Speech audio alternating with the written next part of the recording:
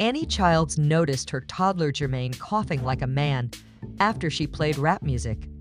Concerned, she consulted pediatrician Dr. Jamie Palmer, suspecting allergies. Dr. Palmer sent Jermaine to pediatric pulmonologist Dr. Mitchell Longjeans. Dr. Longjeans discovered Jermaine was trying to beatbox, not cough. Jermaine's cough was actually rhythmic beatboxing, a rare pediatric condition. From coughing to rapping, Jermaine's story adds a new beat to pediatric medicine.